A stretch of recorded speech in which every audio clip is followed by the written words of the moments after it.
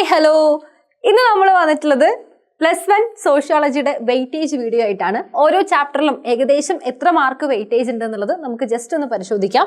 ഇത് മിക്കവാറും ഈ ഒരു രീതിയിലാണ് നമുക്ക് ക്വസ്റ്റ്യൻസ് കാണാറുള്ളത്. ഓക്കെ, അപ്പോൾ ഒന്നാമത്തെ ചാപ്റ്റർ സോഷ്യോളജി ആൻഡ് സൊസൈറ്റി എന്ന് പറയുന്ന നമ്മൾ വളരെ പ്രധാനപ്പെട്ട ഒന്നാമത്തെ ചാപ്റ്റർ എന്താണ് സോഷ്യോളജി എന്നൊക്കെ നമ്മൾ പരിചയപ്പെടുത്തുന്ന നമ്മൾ ഏറ്റവും ബേസിക് ആയിട്ട് നമ്മൾ മനസ്സിലാക്കേണ്ട ഒരു ചാപ്റ്റർ കൂടിയാണ് കേട്ടോ ഒന്നാമത്തെ ചാപ്റ്റർ. അപ്പോൾ അതിന്റെ ഒരു രീതി എന്താണെന്നുള്ളത് നോക്കാം. 10 മാർക്കാണ് ആ ഒരു ചാപ്റ്ററിന് നമുക്ക് പ്രതീക്ഷിക്കാൻ പറ്റുക. അതായത് പല രീതിയിൽ വരും. 5 മാർക്കിന്റെ ക്വസ്റ്റ്യൻസ് വരും. അതായത് 10 മാർക്കിന്റെ ഒറ്റ ചോദ്യമായിട്ടല്ല ഇവിടെ പറയുന്നത്. 5 മാർക്കിന്റെ ചോദ്യങ്ങൾ വരാം, അതുപോലെ ഒരു 6 മാർക്കിന്റെ ഒരു 4 മാർക്കിന്റെയും ചോദ്യങ്ങളായിട്ട് വരാം. ഇനിയിപ്പോൾ 2 മാർക്കിന്റെ 1 മാർക്കിന്റെ അങ്ങനെ ഒരു ചാപ്റ്ററിൽ നിന്ന് തന്നെ പല പല ക്വസ്റ്റ്യൻസ് പല മാർക്കിനായിട്ട് നമുക്ക് ഈ ഒരു ചാപ്റ്ററിൽ നിന്ന് പ്രതീക്ഷിക്കാം. പ്രത്യേകിച്ചും ക്രിസ്മസ് എക്സാമിനൊക്കെ നമുക്ക് നല്ല രീതിയിൽ ഈ ഭാഗത്തിന് ചോദ്യങ്ങൾ പ്രതീക്ഷിക്കാം. ഇനി രണ്ടാമത്തെ ചാപ്റ്റർ നമുക്കറിയാം അത്യാവശ്യം വലിയ ചാപ്റ്ററാണ്. നമ്മൾ നല്ല രീതിയിൽ പഠിക്കേണ്ട ചാപ്റ്ററാണ്. ടേംസും കൺസെപ്റ്റ്സും ഒക്കെ ആയിട്ട് കുറേ കാര്യങ്ങൾ പലതരം ഗ്രൂപ്പ്സിനെ കുറിച്ചൊക്കെ നമ്മൾ അവിടെ പഠിക്കുന്നുണ്ട്. 12 മാർക്കാണ് അതിന്റെ വെയിറ്റേജ് വരുന്നത്. അതുപോലെ തന്നെ മൂന്നാമത്തെ ചാപ്റ്ററിൽ നിന്ന് 11 മാർക്കിന് വരെ നമുക്ക് ക്വസ്റ്റ്യൻസ് പ്രതീക്ഷിക്കാം. അതും വളരെ പ്രധാനപ്പെട്ടതാണ്. ഇത് നിങ്ങൾ ഏറ്റവും കൂടുതൽ പ്രാധാന്യം കൊടുത്ത് പഠിക്കേണ്ട ചാപ്റ്ററാണ് കൾച്ചർ ആൻഡ് സോഷ്യലൈസേഷൻ എന്ന് പറയുന്നത്. 13 മാർക്കിന്റെ വെയിറ്റേജ് ഇവിടെ പൊതുവെ പറയുന്നുണ്ട്. മാത്രമല്ല നമ്മൾ പഴയ ക്വസ്റ്റ്യൻ പേപ്പേഴ്സ് ഒക്കെ പരിശോധിച്ച് നോക്കിയാൽ തന്നെ നിങ്ങൾക്ക് അറിയാം ഏറ്റവും കൂടുതൽ മാർക്കിന് ചോദ്യങ്ങൾ വന്നിട്ടുള്ളതും ഈ ഒരു ഭാഗത്തു നിന്നാണ് കേട്ടോ. ഒരു ക്വസ്റ്റ്യൻ പേപ്പറിൽ തന്നെ നമുക്ക് നല്ല രീതിയിൽ അതായത് 8 മാർക്കിനും 6 മാർക്കിനും 5 മാർക്കിനും ഒക്കെ ക്വസ്റ്റ്യൻസ് എപ്പോഴും ചോദിച്ച് കാണാറുള്ള ഒരു ചാപ്റ്ററാണ് കൾച്ചർ ആൻഡ് സോഷ്യലൈസേഷൻ എന്ന് പറയുന്നത്. അതുപോലെ തന്നെ doing sociology and social research അവിടെ 9 മാർക്കാണ് ഇവിടെ വെയിറ്റേജ് പറഞ്ഞിട്ടുള്ളത്. ഇതിൽ കൂടാനും കുറയാനും എന്തുണ്ട് സാധ്യതയുണ്ട് കേട്ടോ. ഇനിയിപ്പോൾ നമുക്ക് 2.3 എൻവയോൺമെന്റ് ആൻഡ് സൊസൈറ്റി വരെയാണ് കേട്ടോ +1കാർക്ക് പരീക്ഷയ്ക്ക് ഉണ്ടാവുക. ഇനി 2.1 social structure stratification and social process in society ഈ ഒരു ചാപ്റ്റർ നോക്കുകയാണെങ്കിൽ 10 മാർക്കിന്റെ വെയിറ്റേജ് ആണ് പറയുന്നത്. അതുപോലെ തന്നെ social change and social order rural and urban society ഈ ചാപ്റ്ററിലും 11 മാർക്കിന് വെയിറ്റേജ് പറയുന്നുണ്ട്. അതുപോലെ തന്നെ എൻവയോൺമെന്റ് ആൻഡ് സൊസൈറ്റിയിലും 11 മാർക്കിന് വെയിറ്റേജ് പറയുന്നുണ്ട്. അപ്പോൾ ഇത്രയും ചാപ്റ്റേഴ്സ് ആണ് നമുക്ക് എന്തിനുള്ളത്. ഇത്രയും ചാപ്റ്റേഴ്സ് 2.3 വരെയാണ് നമുക്ക് നമ്മളുടെ ക്രിസ്മസ് എക്സാമിനുള്ളത്. ബാക്കി നമുക്ക് എന്തിനു പറയാം ഇനി നമുക്ക് മോഡൽ എക്സാംസ് ഒക്കെ വരുമ്പോഴാണ് ഈ ഒരു ചാപ്റ്റർ കൂടി ഉൾപ്പെടുന്നത്. എൻവയോൺമെന്റ് ആൻഡ് സൊസൈറ്റി വരെയാണ് നിങ്ങൾക്ക് ഇപ്പോൾ പഠിക്കാനുള്ളത് എന്ന് പറയുന്നത്.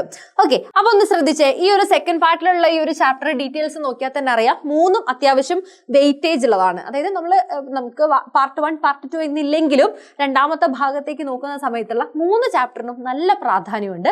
അത് നല്ല രീതിയിൽ തന്നെ നിങ്ങൾ പഠിക്കണം. നമുക്ക് ഒരുപാട് ക്വസ്റ്റ്യൻസ് നമുക്ക് ഈ ഭാഗത്തുനിന്ന് പ്രതീക്ഷിക്കാം. പിന്നെ ഈ പറയുന്ന പോലെ കൾച്ചർ ആൻഡ് സോഷ്യലൈസേഷൻ നമുക്ക് നന്നായിട്ട് പഠിക്കാനുള്ള ഒരുപാട് കണ്ടന്റുകൾ അതിനകത്ത് ഉൾപ്പെടുന്നുണ്ട്. അപ്പൊ ഇത്രയൊക്കെയാണ് ചാപ്റ്ററിന്റെ ഡീറ്റെയിൽസ് വെയിറ്റേജ് എന്നൊക്കെ പറയുന്നത്. അപ്പൊ ഇതിനൊക്കെ കണക്കാക്കിക്കൊണ്ട് ഇതിൽ വലിയ വ്യത്യാസങ്ങളൊന്നും എന്തിനു വരുന്നില്ല, ചാപ്റ്ററുകൾ തമ്മിൽ വരുന്നില്ല. അപ്പൊ ഇതിൽ ഏതാണ് ഏറ്റവും പ്രധാനം, ഏത് ചാപ്റ്റർ പഠിച്ചാൽ മതി, ഈ ചാപ്റ്റർ മാത്രം പഠിച്ചാൽ മതി എന്നൊന്നും നമുക്ക് എന്തിൽ പറയാൻ പറ്റില്ല.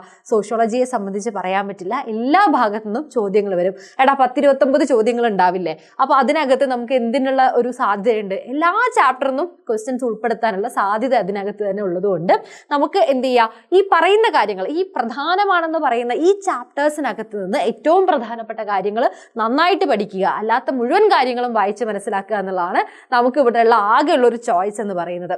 ഓക്കെ, അപ്പൊ ഇതിന്റെ വിശദാംശങ്ങൾ ഈ ചാപ്റ്റേഴ്സിലൊക്കെ വരുന്ന പ്രധാനപ്പെട്ട കണ്ടന്റുകൾ എന്താണ്, അത് ഏതൊക്കെ രീതിയിൽ പഠിക്കണം എന്നൊക്കെ ഉള്ളതാണ് നിങ്ങളുടെ ഒരു ഡ്യൂട്ടി എന്ന് പറയുന്നത്. അതിനുള്ള സഹായങ്ങളുമായിട്ട് നമ്മൾ കൂടെ തന്നെ ഉണ്ടാവും. എല്ലാവിധ കാര്യങ്ങളും നമ്മൾ എന്ത് ചെയ്യുന്നുണ്ട്, essay ക്വസ്റ്റ്യൻസ് ആയിക്കോട്ടെ, ഒബ്ജക്റ്റീവ് ടൈപ്സ്, 1 വേർഡ് ക്വസ്റ്റ്യൻസ് ആയിക്കോട്ടെ, അങ്ങനത്തെ എല്ലാ കാര്യങ്ങളും നമ്മൾ എന്ത് ചെയ്യുന്നുണ്ട് ഇവിടെ തരുന്നുണ്ട്. അപ്പോൾ മാക്സിമം എന്ത് ചെയ്യുക, നമ്മളെ എല്ലാ വീഡിയോസും ഫോളോ ചെയ്യുക, നിങ്ങളുടെ ഫ്രണ്ട്സിനൊക്കെ എന്ത് ചെയ്യുക, അത് ഷെയർ ചെയ്ത് കൊടുക്കുക.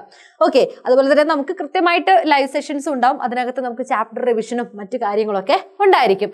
ഇനി ജസ്റ്റ് എങ്ങനെ പഠിക്കാം, സോഷ്യോളജി എങ്ങനെ പഠിക്കാം എന്നുള്ളതൊക്കെ നമുക്ക് നോക്കാം. എങ്ങനെ സോഷ്യോളജി പ്രിപ്പയർ ചെയ്യണം എന്നുള്ളത് വായനയാണ് ഏറ്റവും പ്രധാനം. വായിക്കാതെ നമുക്ക് എന്ത് ചെയ്യാൻ പറ്റില്ല, സോഷ്യോളജിയിൽ മാർക്ക് നല്ല ഒരു ഉയർന്ന മാർക്കിലേക്ക് എത്തിക്കാൻ പറ്റില്ല. വെറും പോയിന്റ്സ് മാത്രം പഠിച്ചതുകൊണ്ടോ ബൈ ഹാർട്ട് ചെയ്തതുകൊണ്ടോ പ്രത്യേകിച്ച് ഒരു കാര്യമില്ല. നിങ്ങൾ എന്ത് ചെയ്യണം, നിങ്ങളുടെ സ്കിൽസ് കൂടെ അപ്ഗ്രേഡ് ചെയ്യാൻ ശ്രമിക്കണം. എങ്ങനെയാണ് നമ്മളുടെ സ്കിൽ അപ്ഗ്രേഡ് ചെയ്യുക, നമുക്ക് വായിച്ചറിവ് നല്ല രീതിയിൽ, പരന്ന വായന എന്നൊക്കെ പറയില്ലേ, നല്ല രീതിയിലുള്ള വായിച്ചറിവ് കൃത്യമായിട്ടുണ്ടായിരിക്കണം. അതുപോലെ എഴുതുക എന്ന് പറയുന്നതും വളരെ പ്രധാനപ്പെട്ട കാര്യമാണ്. എഴുതാൻ പഠിച്ചിരുന്നിട്ട് ഒരു കാര്യമില്ല. ഈ പഠിച്ച കാര്യങ്ങൾ നല്ല രീതിയിൽ ഒരു ആൻസർ ഫോർമാറ്റിൽ എഴുതുക എന്ന് പറയുന്നതും ഇവിടെ പ്രധാനപ്പെട്ട കാര്യങ്ങളാണ്. പിന്നെ എഴുതി പഠിച്ച കാര്യങ്ങൾ വീണ്ടും എന്ത് ചെയ്യണം, റിവൈസ് ചെയ്യണം. കൃത്യമായിട്ടുള്ള ഇടവേളകളിൽ റിവൈസ് ചെയ്യാനും മറക്കരുത്. ഇതൊക്കെ വീണ്ടും എന്ത് ചെയ്യുക, വീണ്ടും ഇത് തന്നെ ആവർത്തിക്കുക എന്നുള്ളതാണ് നമുക്കുള്ളൊരു സൊല്യൂഷൻ എന്ന് പറയുന്നത്. അപ്പോൾ എല്ലാ കൺസെപ്റ്റ്സും വായിക്കണം, എല്ലാ ആശയങ്ങളും വായിക്കണം, എല്ലാ പാഠങ്ങളും വായിക്കണം. പ്രധാന ആശയങ്ങളൊക്കെ നിങ്ങൾക്ക് വേണമെങ്കിൽ നല്ല രീതിയിൽ വായിച്ച് മനസ്സിൽ ഉറപ്പിക്കാൻ വേണ്ടി ശ്രമിക്കണം. ഷോർട്ട് നോട്ട്സ് ആയിട്ട് എഴുതണം. ഷോർട്ട് നോട്ട് എഴുതുക എന്ന് പറയുന്നത് നല്ലൊരു ഹാബിറ്റാണ്. നിങ്ങൾ ഹ്യൂമാനിറ്റീസ് വിദ്യാർത്ഥികൾക്കിടയിൽ ഉറപ്പായിട്ടും ഉണ്ടായിരിക്കേണ്ട, നിങ്ങൾ വളർത്തിക്കൊണ്ടുവരേണ്ട ഏറ്റവും പ്രധാനപ്പെട്ട ഒരു ശീലമാണ് എന്തെന്ന് പറയുന്നത്, ഷോർട്ട് നോട്ട്സ് പ്രിപ്പയർ ചെയ്യുക എന്നുള്ളത്. അല്ലാതെ നമ്മൾ വെറുതെ വായിച്ചു പോയിട്ടോ ഗ്യാസ് അടിച്ച് കിട്ടിയിട്ടോ ഒരു കാര്യമില്ല. കറക്റ്റ് പോയിന്റ്സ് നമ്മളുടെ മൈൻഡിൽ നിൽക്കണമെങ്കിൽ നിങ്ങളൊരു വലിയൊരു പാരഗ്രാഫ് വായിച്ചു, അതിനകത്ത് നിങ്ങൾക്ക് എന്ത് എഴുതിയെടുക്കാൻ പറ്റണം, കുഞ്ഞു കുഞ്ഞു ലഘു കുറിപ്പുകൾ, ഷോർട്ട് നോട്ട്സ് നിങ്ങൾക്ക് സ്വന്തമായിട്ട് ഉണ്ടായിരിക്കണം എന്നുള്ളതാണ്. അത് ഇതുവരെ ഇല്ലെങ്കിൽ എന്ത് ചെയ്യുക, ഈ എക്സാമും തിരക്കും ഒക്കെ കഴിഞ്ഞിട്ട് ഇനി നമ്മൾ അടുത്ത ഘട്ടം പഠിച്ചു തുടങ്ങുമല്ലോ. ഓക്കെ, അതായത് നമ്മുടെ മോഡൽ എക്സാമിന് വേണ്ടിയിട്ട് ഇനി മെഗാ റിവിഷനും അടുത്ത ഘട്ടം പഠിച്ചു തുടങ്ങുന്ന സമയത്തെങ്കിലും എന്ത് ചെയ്യണം, നിങ്ങൾ ഈ രീതിയിൽ ഷോർട്ട് നോട്ട്സ് ഒക്കെ സ്വന്തമായിട്ട് എഴുതി പ്രിപ്പയർ ചെയ്യാൻ തുടങ്ങണം. ഓക്കെ, ഇനി പഠിച്ച കാര്യങ്ങൾ കൃത്യമായിട്ടുള്ള ഇടവേളകളിൽ ഓർത്തെടുക്കുക എന്ന് പറയുന്നതും വളരെ പ്രധാനപ്പെട്ട കാര്യമാണ് കേട്ടോ. അതായത് നമ്മൾ ഒരു കാര്യം പഠിച്ചു, അത് നമ്മൾ മറന്നേ പോയി, നമ്മൾ വേറെ പണിക്ക് പോയി എന്ന് വെച്ച് കഴിഞ്ഞാൽ അതെന്തായി, അതവിടെ കിടക്കും. അപ്പൊ നിങ്ങൾ എന്ത് ചെയ്യണം, ഇടയ്ക്കിടയ്ക്ക് അത് ഓർത്ത് നോക്കുക എന്ന് പറയുന്നതും വളരെ പ്രധാനപ്പെട്ട കാര്യമാണ്. അപ്പൊ ഇത്രയും കാര്യങ്ങളൊക്കെ ശ്രദ്ധിച്ചു കഴിഞ്ഞാൽ നമുക്ക് എന്ത് ചെയ്യാം, സോഷ്യോളജി എക്സാം നല്ല അടിപൊളിയായിട്ട് എഴുതിയിട്ട് വരാം. അപ്പോൾ എല്ലാ മക്കൾക്കും all the best. Thank you.